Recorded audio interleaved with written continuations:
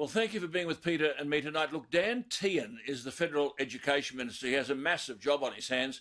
Coronavirus and child care centres, primary and secondary schooling, universities, a lethal cocktail. Made even more difficult when the states go down their own road independently of the urgings of the Prime Minister. That's what Peter referred to earlier tonight. It's a minefield. He joins us, Dan Tehan, from the studio in Canberra. Minister, good evening and thank you for your time. Can I just firstly, because on universities, you are announcing what you're calling cut price courses. So some will have their cost cut by up to 75%. You say in a bid to have students enrol immediately. So the cost, as I understand it, of studying some university courses is going to be slashed during the coronavirus pandemic to encourage, you've said, Australians trapped inside to retrain while isolating at home. So from May, can you confirm a range of courses, including certificates in nursing, teaching, health, IT and science, will be offered online, allowing out-of-work Australians to qualify for 6 months? Now, my concern is this, and I'm sure Peter shares the concern. Are we going to compromise the quality of the instruction and the value of the certificates? No, we're not, Alan. We want to make sure that they do have quality and they will lead to the right outcomes, and the right outcome is employment down the track as we come out of this pandemic. And we've asked the authority that supervises our university system, TEXAR, to look at this, and all going well, we will have these micro-credentials or short courses as part of the Australian qualification framework by the time they roll out in May. That's what I've asked the department and TEXAR to do, and my hope is in 2 to 3 weeks, these short courses in diplomas or expanding short courses in graduate certificates will be part of the Australian qualifications framework. So we will have put reform in place in a short period of time to make sure we are getting the quality that we want as part of these certificates. Okay, well, just before we go to Peter, I mean, you're talking, can you confirm this for our viewers? You're talking about 140 higher education providers offering these short courses, and the cost will be discounted by up to 74%. When will the details of all this be known?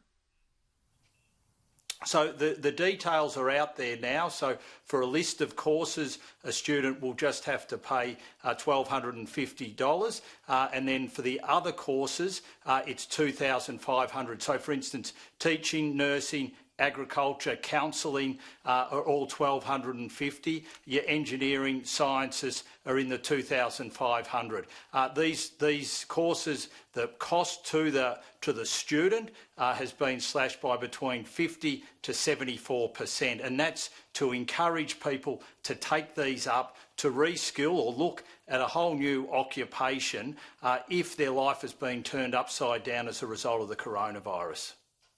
Peter. Dan Tehan, I know this is possibly not in your remit, but is a similar thing being done in relation to some of the paperwork side of a trade? Is there anything being done for anyone in a trade situation that can do work from home if they're not able to do work as they perhaps did before all this hit? So my colleague Michaelia Cash is also looking to see what we can do in the vocational education space. It's a little trickier because obviously with those qualifications there's a practical element of it, so it becomes a little bit harder. But yes, we're looking to see what we can also do in the vocational education space, and our hope is we'll have more to say on that in the coming weeks. Dan, can I just say, I mean, I'm listening to all of this. Are you telling me that nursing, teaching, you mentioned engineering, science, in 6 months, just this is like, you know, the giveaway American universities. So pay $1,250 and we'll give you a certificate in nursing and teaching and so on. What on earth will they learn in 6 months? Okay, so Alan, just so we're clear, this doesn't get you a full nursing degree.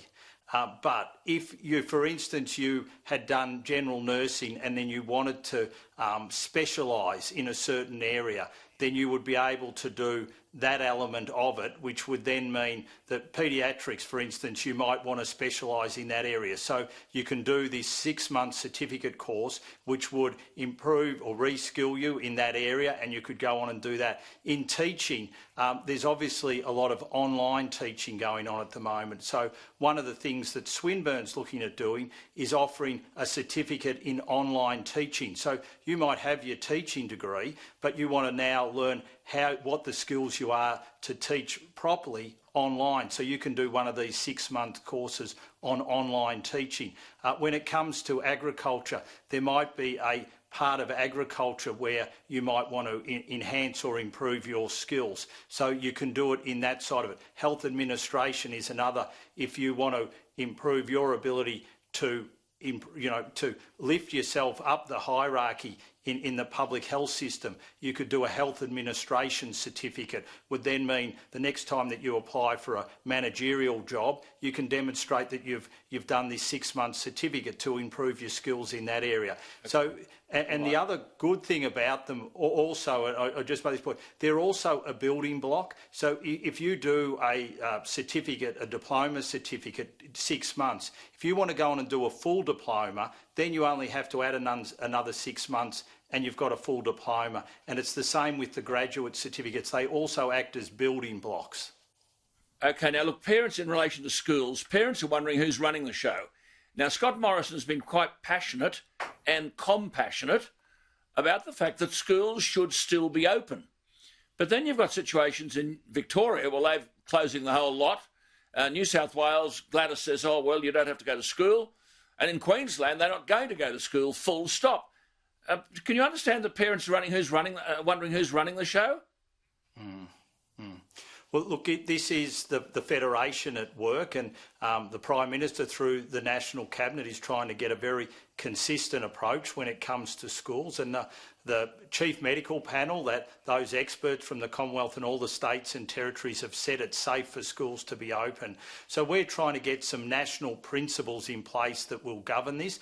The Northern Territory, when they go back next week, they want their children at school, and you'll have to give an excuse as to why you'll keep your child at home. Western Australia is looking at a mixture of both, but the Commonwealth's position all along has been we want the schools open, and at a minimum we want to make sure that those parents who are working or those vulnerable children can attend school and get the safety of the classroom for their learning. And that's something that we're going to... Dan, just before we go to Peter, I mean, this is about kind of learning from home. I mean, I just don't know how. I mean, what about a family that's got 4 kids and you need a computer? Does the family have to have 4 computers? How do they homeschool when they've got 1 computer and 4 kids?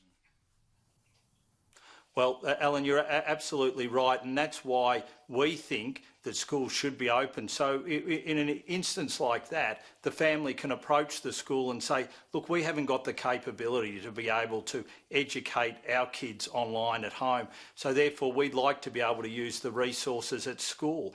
And it's going to be those children from disadvantaged families, those from rural and regional areas where they mightn't have that internet connectivity that are going to suffer the most. And that's why I think it's incredibly important that we keep the pressure on to keep our schools open and have as many children who need to be attending those schools. Because Daniel Andrews and Anastasia Palaszczuk are saying when the term starts, you won't be going to school. Now, how the hell are kids going to be educated in that kind of environment?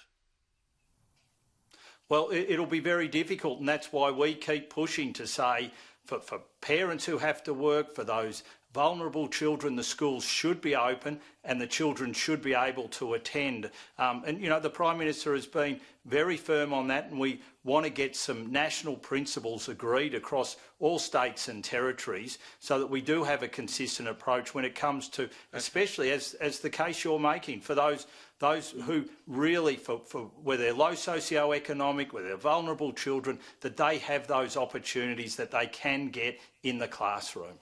Yeah, I Peter. just don't think it's low socioeconomic, Dan. My sister's in your electorate. Her and her husband have got a 1,000-head dairy farm. She's got 2 little kids.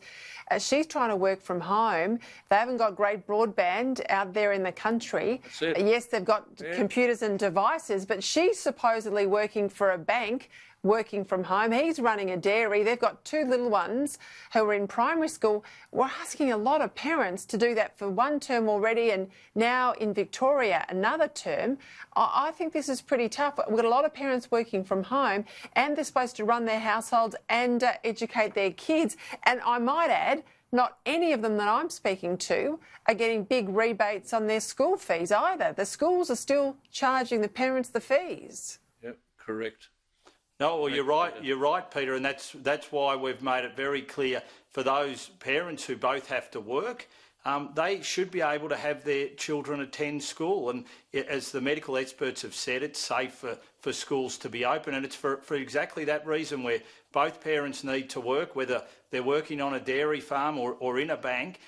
They need to be able to do their work. They're both vital industries. We need the banks to be getting loans to a wide variety of businesses so that they can get themselves through the pandemic.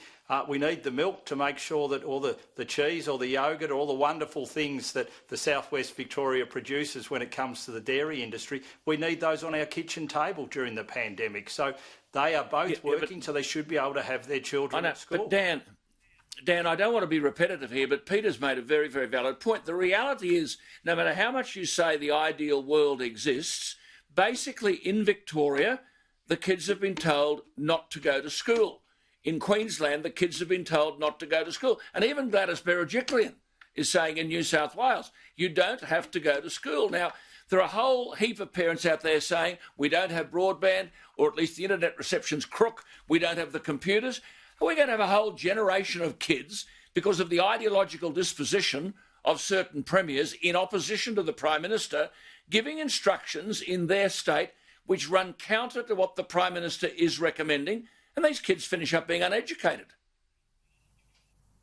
Well, Alan, we live in a federation, and states and territories ultimately have jurisdictional responsibility when it comes to schools, but we are working within the National Cabinet and within Education Council where all state and territory education ministers meet with the Commonwealth to get an agreed set of principles which hopefully will govern this. And over time, what we want to see is the schools reopening for more and more students. And we've had some of these discussions last week. For instance, wouldn't it be great for Year 12s, especially those who have a practical element for what they're doing, if we could get more of those students back to school, even if it was only 1 or 2 days a week, to start doing the practical side of their Year 12 subjects. And then you look at those doing vocational education. We want to get them back as well. So as you've seen from the Prime Minister, he's very, very determined on this and will continue to work with the states and territories so we do get the right outcomes for our students. Okay, Dan, we've run out of time, but you made that very interesting point at the end, the practical side. I mean, how do these kids do dance and music and science and biology and all that stuff from home? I'm damned if I know. And Peter, I think your concerns are very, very legitimate. Look, we've got to go to a break. Peter and I will be back after the break. Dan, thank you for your time tonight. Dan Tehan, the Federal Education Minister.